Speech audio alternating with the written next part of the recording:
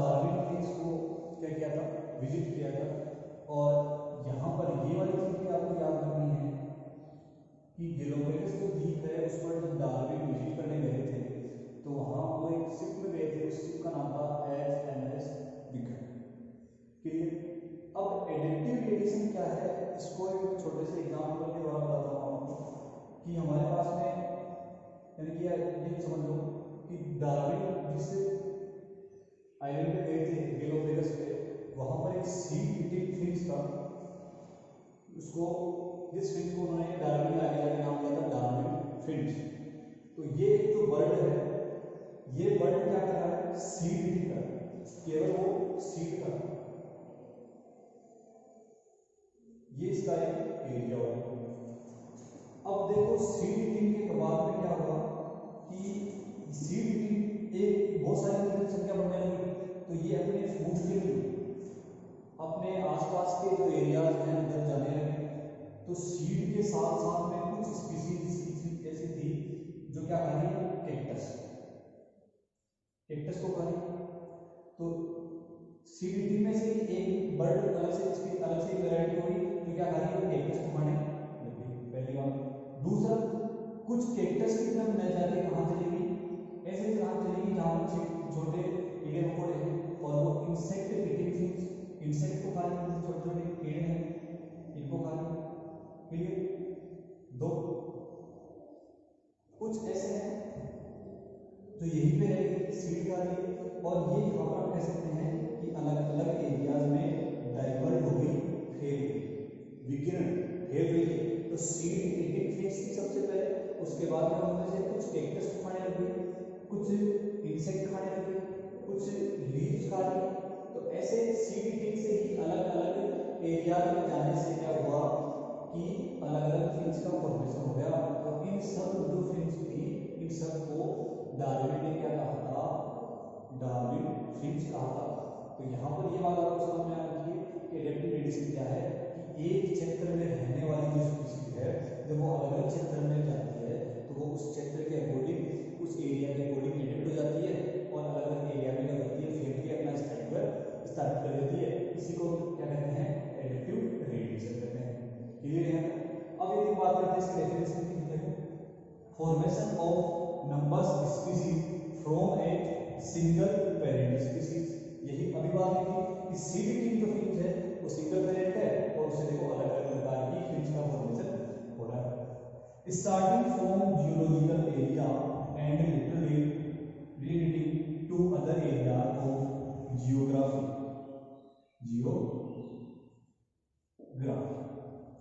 बात समझ में।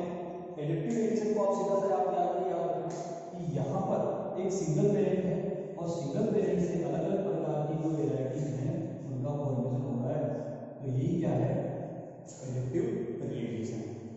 एडेप्टिव रेडिएशन की जो मार्सुपियल है, ऑस्ट्रेलियन मार्सुपियल है, उसका एग्जाम्पल हम आगे बात करते हैं।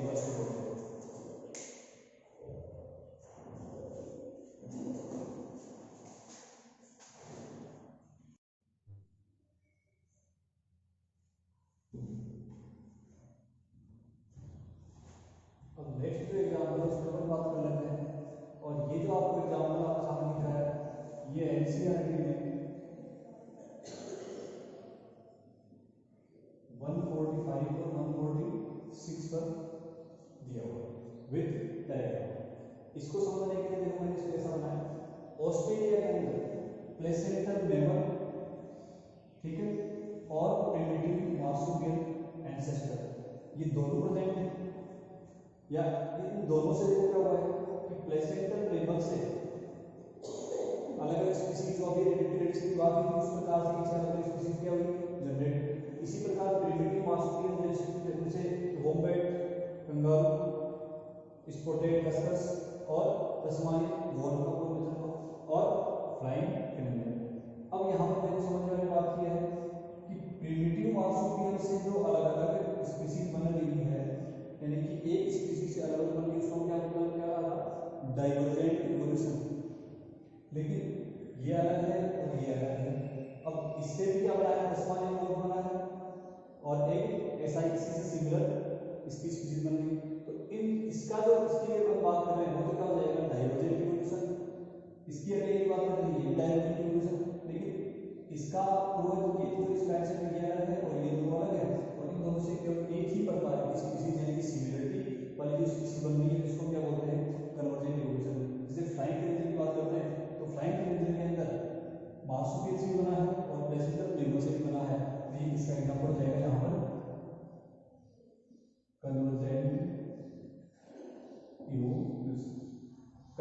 इवोल्यूशन और डाइवर्जेंट इवोल्यूशन को हमने बहुत अच्छे से पढ़ रखा है, फिर भी एक बात ध्यान रखना कि एक कॉमन जो एंसेस्टर है उस कॉमन एंसेस्टर से अलग अलग प्रकार की स्पीसीज का बनना, अलग अलग दिशाओं में फैलना क्या कहलाता है, डाइवर्जेंट कहलाता है। लेकिन दो से, जैसे हमने मार्सुपियल और प्लेसेंटल मैमल की बात करें तो एक इसकी स्पीसीज और एक इसकी स्पीसीज दोनों एक ही एरिया में रहकर कुछ सेम कैरेक्टर यहाँ पर रखती है, तो ये क्या कहलाएगा, कन्वर्जेंट। जैसे फ्लाइंग फिश जो है उड़ने वाली, वो किससे, मार्सुपियल से बनी है और प्लेसेंटल मैमल से बना है, तो दोनों क्या हो जाएंगे, कन्वर्जेंट इवोल्यूशन। लेकिन मार्सुपियल से क्या बॉम्बलेट बन गया और फ्लाइंग फिश दोनों अलग हुए, बनाए अलग एरिया के कारण, इसका ये क्या हो जाएगा, डाइवर्जेंट इवोल्यूशन या नॉट।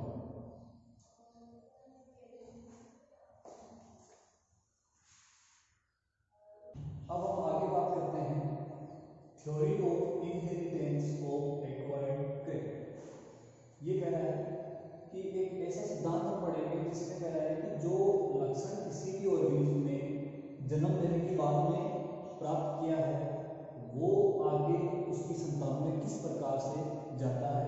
तो ये थ्योरी जो है लेमार्क द्वारा दी गई है, 1801 में दी थी। इसके कुछ पॉइंट्स हम सबसे पहले डिस्कस करते हैं। New needs, use and disuse of organ, inheritance of acquired character और स्पीसीज, यानी कि स्पीसीज का फॉर्मेशन होगा। एक बार बात करता हूं मैं, एक्वायर्ड कैरेक्टर क्या होते हैं। एक्वायर्ड कैरेक्टर वो होते हैं जो किसी को भी जन्म से नहीं मिलते हैं, जन्म लेने के बाद में उसे इन्वायरमेंट से क्या होता है, ग्रहण। तो यहाँ हमने लिखा है acquired by organism in life time they are not genetic. Acquired अच्छा हो गया कि ये इन्वायरमेंट से मिलते हैं उस ऑर्गेनिज्म को और ये लाइफ टाइम रहता है उसके अंदर, लेकिन जेनेटिक नहीं होता है कि जन्मजात नहीं उसको उसके पेरेंट्स से मिल जाए। जैसे कि पहलवान था और पहलवान का जो बेटा हुआ वो भी पहलवान ही 6 महीने के दौरान ही वो क्या कर रहा है, पहलवानी करना लग गया, ऐसा कुछ नहीं। तो सबसे पहले अपने पॉइंट डिस्कस करते हैं। न्यू नीड्स, न्यू नीड्स के लिए लेमार्क ने क्या बताया था, इसके एक छोटी स्टोरी सुन लेना कि जिराफ की उन्होंने बात करी। तो जिराफ जो है, पहले मैंने कहा कि जिराफ सबसे पहले घोड़े जितना था। अब जिराफ जो घोड़ा घोड़े जितना जिराफ है तो वो जमीन के ऊपर जो घास थे, घास के मैदान में उन्होंने बहुत पहले, तो वो घास खा के वो क्या कर रहा है, अपना जीवन यापन कर रहा है। लेकिन जब जिराफ की संख्या बढ़ी और दूसरी स्पीसीज की संख्या बढ़ी तो उनमें घास क्या होने लग गया, कम होने लग गया, घास नष्ट हो गई जमीन से। तो वो छोटे छोटे पेड़ों को, झाड़ियों को खाने लग गया। तो उसकी गर्दन पहले वो झुक के खाता था, अब उसकी गर्दन क्या हुई, थोड़ी सी ऊपर उठी। जब झाड़ियाँ खत्म हुई तो ऊंचे से पेड़ों को खाने लग गया। जब ऊंचे पेड़ों को खाएगा तो उसके आगे जो गर्दन और आगे वाले पैर उन पे ज़्यादा फोर्स रहा, इसलिए उसके आगे वाले पैर और गर्दन लंबी हो गई, ऐसा लेमार्क बता रहे। तो उन्होंने क्या कहा, न्यू नीड्स। अभी मैंने आपको लेमार्क का एग्जाम्पल बताया है जिसमें कहा गया है कि जब जिराफ घोड़े जितना था वो जमीन पे सतह पे जो घास थी उसको खाता था, लेकिन जब घास सतह पे नष्ट हो गई तो ऊंचे पेड़ों पे वो निर्भर रहा, तो उसको अपनी गर्दन को ऊपर करके खा रहा है। तो ऊंचे पेड़ों को पकड़ने के लिए गर्दन लंबी होगी तो उसको आसानी से वो पकड़ पाएगा।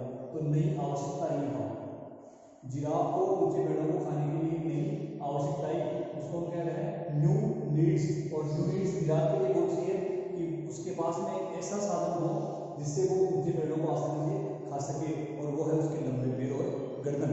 तो उसके लंबे पैर और गर्दन ज्यादा यूज होने लगे। सेकंड पॉइंट बात कर रहा हूँ, यूज एंड डिसयूज, यानी कि जिराफ को ऊंचे पेड़ों खाने के लिए उसके आगे वाले पैर और गर्दन को ज्यादा यूज में लेना पड़ा। तो जब ज्यादा यूज में ले रहा है तो वो ज्यादा काम करेगा, तो वो उसमें क्या करेंगे, आगे वाले संतानों में उसके पैर बड़े ही आए और गर्दन भी क्या आई, लंबी आई। डिसयूज का मतलब ये क्या कर रहा है, लेमार्क बता रहे हैं कि जो लक्षण यूज होता है वो आगे संतान में जाएगा, जैसा जिराफ के लिए उन्होंने कहा है। डिसयूज के लिए उन्होंने कहा कि जब घास का, जैसे हम ये कह रहे हैं कि ये घास का मैदान है, इसमें जो स्नेक है वो आसानी से किसी घास में छुप सकता है, लेकिन जब घास नष्ट हो गया तो स्नेक को बिल के अंदर घुसना पड़ा। बिल में वो रह रहा है तो बिल के अंदर जब वो एंटर करेगा तो उसके पैरों का उसमें कोई उपयोग नहीं होता है, तो तो जब उसने पैरों को काम में लेना ही बंद कर दिया, तो जब काम में लेना उसने बंद कर दिया, उसके आने वाली पीढ़ी में उसके पैर नष्ट हो गए। तो यूज और डिसयूज समझ में आया। जिराफ को ऊंचे पेड़ों की पत्तियां खाने के लिए उसके आगे वाले पैर और गर्दन को उसे ज्यादा काम में आ रहे थे, इसलिए वो अधिक यूज हो रहे थे, और अधिक यूज हो रहे थे इसलिए वो आगे वाली पीढ़ियों में बढ़ते चले गए और एक आधुनिक जिराफ का निर्माण हुआ। अब इसमें देखो डिसयूज वाला स्नेक वाला एग्जांपल समझ में आया। Inheritance of acquired characters. अभी मैंने आपको ये कहा है कि उसको जिराफ को अपनी आवश्यकता, जब उसको आवश्यकता पड़ी कि उसे क्या करना है, ऊंचे पेड़ों को खाना है, तो उसने अपनी गर्दन और पैरों को ज्यादा काम में लिया, जिससे वो क्या हो गई, लंबी हो गई। अब वो लक्षण तो उसे क्या हो रहा है, इनहेरिटेंस यानी कि उसकी संतान में वो लक्षण जा रहा है। और उसके बाद में ये सारा जब हो गया, उसके बाद में स्पीशीज यानी कि एक नई स्पीशीज बन गई। पहले का जिराफ था वो कितना था, घोड़े जितना था, लेकिन उसको नई आवश्यकता पड़ी, उसके ऑर्गन्स का यूज हुआ, वो जो लक्षण आए थे वो आगे वाली पीढ़ियों में जनरेशन में गए, और उसके बाद में क्या हुआ, एक नई स्पीशीज बन गई जो उसे पुराने वाले जिराफ से क्या करती है, अलग करती है। ये बात होगी लेमार्क ने जो जिराफ का एग्जाम्पल दिया था उसकी। स्नेक की बात करें तो स्नेक के अंदर नई आवश्यकता क्या है कि वो बिल में एंटर करेगा तो उसके पैर उसके में रुकावट करेंगे, तो उसकी आवश्यकता है कि वो पैर हट जाए। उसने पैरों को काम लेना बंद कर दिया, डिसयूज कर रहा है, तो डिसयूज कर रहा है, तो जब वो काम में लेगा तो वो क्या जाएंगे, बिना पैरों वाला स्नेक है उसकी आवश्यकता पड़ी, और आगे जो स्पीशीज बनी वो क्या बन गई, ऐसा स्नेक बना जिसके पैर नहीं है, और ये नई स्पीशीज बन गई। पुराने वाले स्नेक और नए वाले स्नेक में डिफाइन हो गया, अंतर हो गया। तो ये बात हो गई लेमार्क की थ्योरी के 4 पॉइंट थे उसकी। क्लियर। अब ये जो थ्योरी है उसको हम कुछ हद तक सही मान सकते हैं, लेकिन ये पूरी कंप्लीट सही नहीं है। इसके लिए देखो एक्सपेरिमेंट किया विजमैन ने क्या किया, चूहा पकड़ा और उस चूहे की जो टेल है उसको काट दिया, यहां से काट दिया, यानी कि जो चूहा है वो कैसा हो गया, बिना टेल का, इसकी ये पूंछ काट दी। ऐसा उन्होंने एक चूहे के साथ नहीं, उन्होंने ये वाला एक्सपेरिमेंट 21 जनरेशन 21 पीढ़ियों तक चूहे के साथ में किया। लेकिन जब 21वीं पीढ़ी की जब आई तो उसकी जो संतान थी उसमें भी क्या आया, टेल प्रेजेंट थी। इससे उन्होंने ये डिस्कस निकाला कि उनके जब पूंछ को काट रहे हैं तो वो पूंछ आने वाले समय में क्या हो जानी चाहिए, नष्ट हो जानी चाहिए, लेकिन ऐसा नहीं हुआ। तो ये एक्सपेरिमेंट इस थ्योरी को क्या करता है, गलत साबित करता है। इसके अलावा विजमैन ने चूहे वाले एग्जाम्पल के अलावा दूसरा एग्जाम्पल ये बताया कि हिंदू संस्कृति के अंदर जो महिलाएं होती हैं वो अपने कान और नाक छिदवाती है, कान और नाक में छेद निकलवाती है, तो ये बहुत पीढ़ियों से चलता आ रहा है। तो देखा जाए लेमार्क के अकॉर्डिंग तो अब जो नई संतान, जो नई डॉटर पैदा होती है उसमें तो नाक और कान में ऑलरेडी छेद होना चाहिए, लेकिन ऐसा नहीं होता है। पुत्री जन्म के बाद में उस महिला को या उस लड़की को कान में छेद निकलवाना पड़ता है। तो ये दो ऐसे एग्जाम्पल हैं जो इस थ्योरी को गलत साबित करते हैं। एक बार दोबारा मैं बात कर लेता हूँ। ये इनहेरिटेंस ऑफ एक्वायर्ड कैरेक्टर का जो सिद्धांत है वो लेमार्क ने दिया था, डार्विन ने दिया था।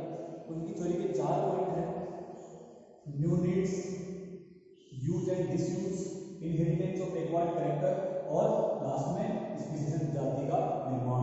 क्या कहा कि एक आवश्यकता होगी, उस आवश्यकता के अकॉर्डिंग वो ऑर्गन्स का यूज करेगा, डिसयूज करेगा, जिनका यूज करेगा वो आगे काम में आएंगे, जिसका डिसयूज करेगा वो नष्ट हो जाएंगे, उसके बाद में वो एक्वायर्ड हो जाएंगे, और लास्ट में स्पीशीज का क्या हो जाएगा, हो जाएगा। इसको साबित करने के लिए विजमैन ने एक्सपेरिमेंट किया, चूहे के लिए 21 पीढ़ियों तक उसकी पूंछ काटी, लेकिन 22वीं पीढ़ी में क्या है, पूंछ प्रेजेंट है, टेल पाई जाती है। और भारतीय संस्कृति के अकॉर्डिंग जो है महिलाएं वो अपने कान और नाक में छेद करवाती है, तो आने वाली पीढ़ी में भी छेद करवाना ही पड़ता है। ठीक है, ये आप इसको नोट कीजिए।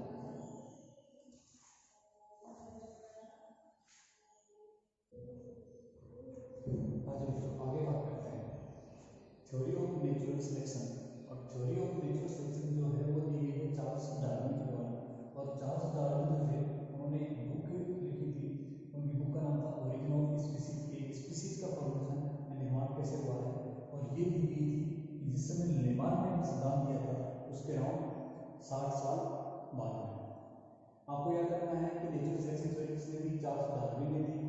थी ओरिजिन ऑफ स्पीसीज और कब 1859।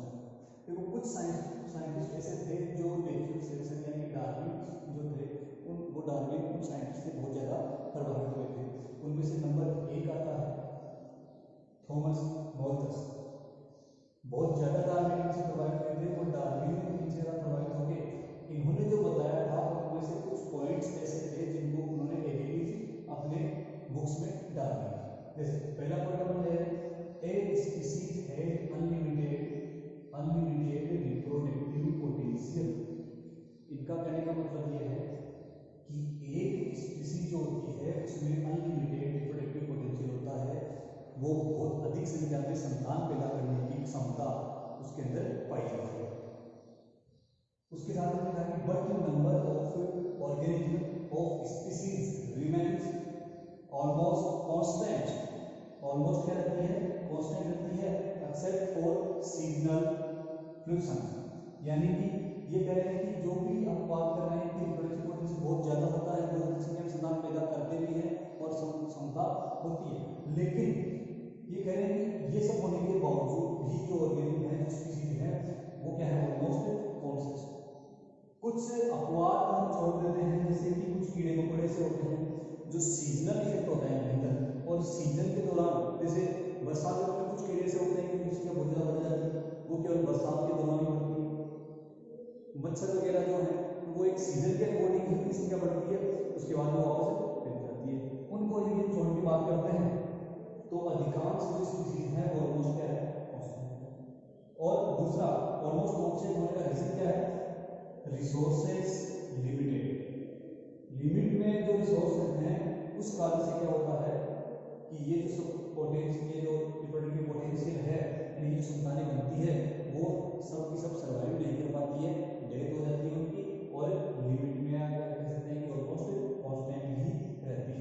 ये थॉमस मॉल्थस की बातें थी जो डार्विन ने वो अपनी बुक में उठाई। पहली बात समझ में आई कि थॉमस मॉल्थस ने क्या बातें बताई थी? रिप्रोडक्टिव पोटेंशियल होता है अनलिमिटेड, उसके बावजूद भी स्पीसीज ऑलमोस्ट कांस्टेंट है, सीजनल जो इफेक्ट है उसको छोड़ के, और रिसोर्सेज जो है वो लिमिटेड होती है। अब हम यहाँ सेकंड पॉइंट की बात करते हैं, वो है कंपटीशन। कंपटीशन जो है वो दो प्रकार का होता है, इंट्रा स्पेसिफिक और इंटर स्पेसिफिक। इंटर स्पेसिफिक का मतलब है between members of some species, कुछ स्पीसीज जो है उन्हीं के मेंबर्स के बीच में होता है, और इंटर स्पेसिफिक जो है वो अलग अलग जो स्पीसीज होती है उनके बीच में होता है। अब हम यहाँ पर ये बात करते हैं कि इंटर स्पेसिफिक में हमने जनरली कोई भी एक एग्जांपल ले लिया कि कोई भी एक एनिमल है और उस एनिमल के 10 बेबीज। अब 10 बेबी जो है उनमें भोजन के लिए, आवास के लिए, सब में कंपटीशन होगा, तो एक स्पीसीज में हो रहा है, उसको क्या नाम दे रहे हैं? इंट्रा स्पेसिफिक कंपटीशन दे रहे हैं। तो अब इनमें से जो स्ट्रॉन्ग होगा, जो अपने जो हक है उसको ले पाएगा, वो तो सर्वाइव करेगा, और जो नहीं ले पाएगा वो क्या हो जाएगा? मर जाएगा, नष्ट हो जाएगा, उसको आगे नहीं जा पाएगा। यहाँ समझ में आया? अब देखो दूसरी बात यहाँ पर ये होती है कि एक ही स्पीसीज में हो रहा है तो मोस्ट डेंजर होता है, क्योंकि यहाँ पर एक भी हो रहा है तो उनकी जो आवश्यकताएं हैं वो समान है, और जब आवश्यकताएं समान होती है तो अधिक लोगों में अधिक आवश्यकताओं के कारण क्या हो रहा है कि उनके अंदर कंपटीशन होगा और उनमें आपस में मरने की संख्या क्या हो जाएगी? बढ़ जाएगी। अब हम यहाँ बात करते हैं कि वेरिएशन की बात करते हैं, तो वेरिएशन के लिए हमने पढ़ रखा है कि वेरिएशन जो कहाँ से आती है? रिप्रोडक्शन के दौरान, यानी सेक्सुअल रिप्रोडक्शन में जो रिकॉम्बिनेशन हो रहा है उससे, और म्यूटेशन से आती है। देखो वेरिएशन दो प्रकार की होती है, एक तो होती है कंटिन्यूअस और एक होती है डिसकंटिन्यूअस। डिसकंटिन्यूअस जो है वो लगातार मिल जाती है, लेकिन कंटिन्यूअस जो है पीढ़ी टू पीढ़ी जाती रहती है, और डिसकंटिन्यूअस लगातार पीढ़ी दर पीढ़ी नहीं जाती है। इसके साथ में म्यूटेशन भी है, लेकिन डार्विन ने इन दोनों के बारे में कोई चर्चा नहीं की, कोई बात नहीं की। तो वेरिएशन में डिसकंटिन्यूअस, मैंने केवल आपको नॉलेज में बताया कि वेरिएशन जो है वो कंटिन्यूअस और डिसकंटिन्यूअस होती है। म्यूटेशन की जो है जो भी वेरिएशन आता है, लेकिन इनकी बात डार्विन ने नहीं की। यहाँ तक ठीक है। अब हम बात करते हैं कि वेरिएशन जो है वो कंटिन्यूअस है। अब कंटिन्यूअस वेरिएशन होती है वो दो प्रकार की होती है, एक तो होती है हेल्प, एक होती है some and direct. Sorry small and direction. अब छोटी है और डायरेक्शन दिशा युक्त है। अब देखो हेल्पफुल है, कुछ हार्मफुल होगी, और जब कुछ हार्मफुल है, देखो ये जो हेल्पफुल है, ये हेल्पफुल उसको जीने में सहयोग करेगी, जीने में उसकी हेल्प करेगी, उसकी लाइफ में उसको क्या करेगी, प्रोटेक्शन में, भोजन के लिए, रिप्रोडक्शन के लिए हेल्प करती है। तो वो क्या करता है, बेटर सर्वाइव करता है। यहां पर आप मेरी बात समझ पा रहे हैं?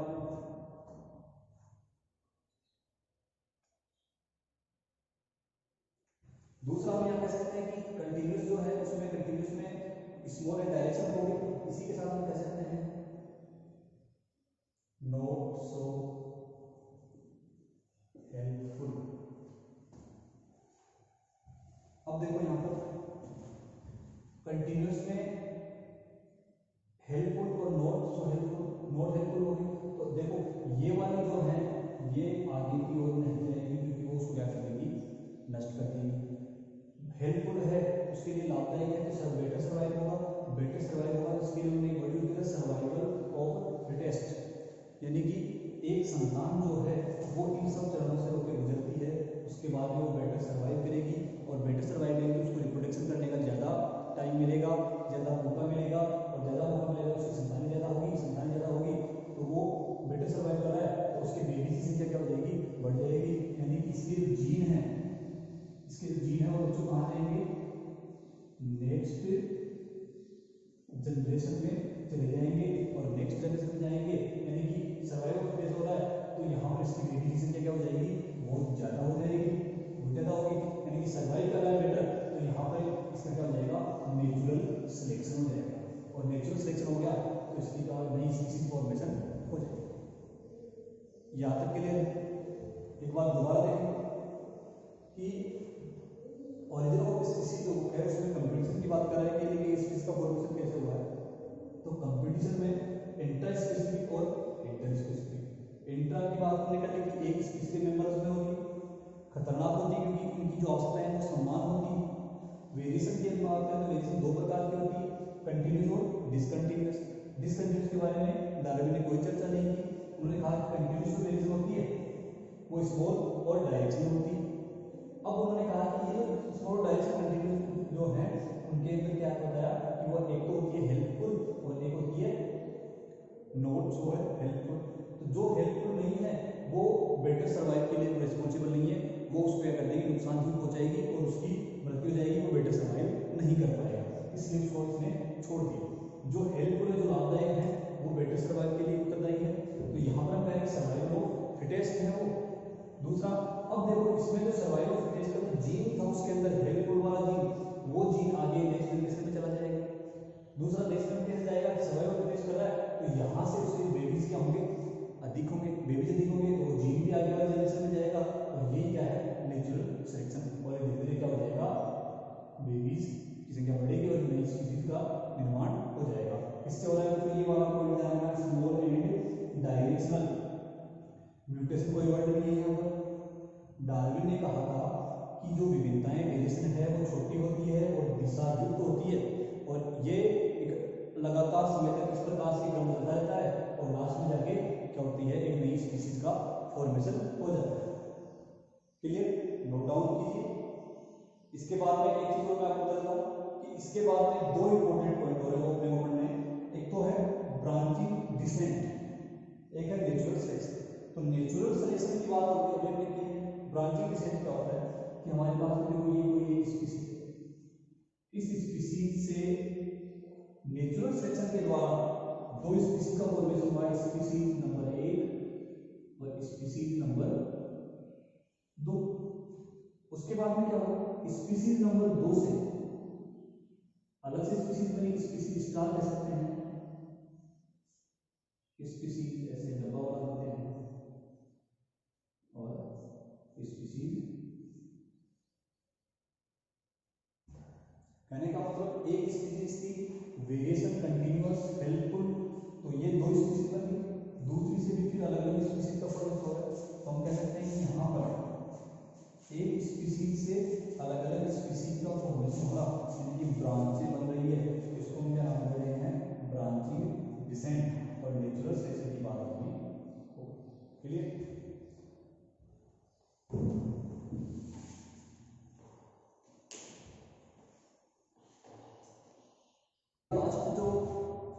पॉइंट है, इस टॉपिक का अपना लास्ट पॉइंट है। मैंने अभी आपको ये कहा था कि नेचुरल सिलेक्शन के अंदर जो डार्विन ने दिया था उसकी जो बुक है ओरिजिन ऑफ स्पीसीज, इस दौरान ये बहुत सारे ऐसे वैज्ञानिक थे जिन्होंने इससे सिमिलर, इनसे समानता रखने वाले कुछ ऐसे सिद्धांतों को उन्होंने दिया था जिनसे डार्विन से वो अधिक काफी मेच हुए थे। अभी मैंने एक वैज्ञानिक का नाम अभी सभी को लिखा थॉमस, उसके बाद में अल्फ्रेड वेलेस जो एक वैज्ञानिक है, इन्होंने एक ऐसे आइलैंड पे देखा जिसका नाम था मुले आर्कलेगो। इस आइलैंड पे उन्होंने भी ऐसे ही जो चिड़िया वाला स्टडी की थी, यानी कि वो सारी स्टडी करी उन्होंने जो डार्विन ने करी थी। दोनों का अलग अलग था लेकिन दोनों का जो रिजल्ट आता था वो क्या था, सेम था। सिमिलर पॉइंट है डार्विन, यानी कि इनके जो स्टडी के पॉइंट और डार्विन दोनों के क्या थे, सिमिलर थे। क्लियर है? आज का जो टॉपिक हमने पढ़ा है उसमें आर्टिफिशियल सिलेक्शन में पढ़ा है, नेचुरल सिलेक्शन पढ़ लिया है और एविडेंस की जो बात हुई थी वो भी हमारी कंप्लीट हो गई। तो मैं उम्मीद करता हूँ कि यहाँ तक आपको समझ में आया होगा। इसको एक बार आप दोबारा रिपीट करके भी देख सकते हैं और यहाँ तक का जो पॉइंट आपने पढ़ा है उस वाले पॉइंट से नीट में कम से कम 2 या 3 क्वेश्चन यहाँ पर बनते हैं। ये आपको कंप्लीट करना है, जो भी आपको डाउट हो वो आप पूछें। क्लियर? धन्यवाद।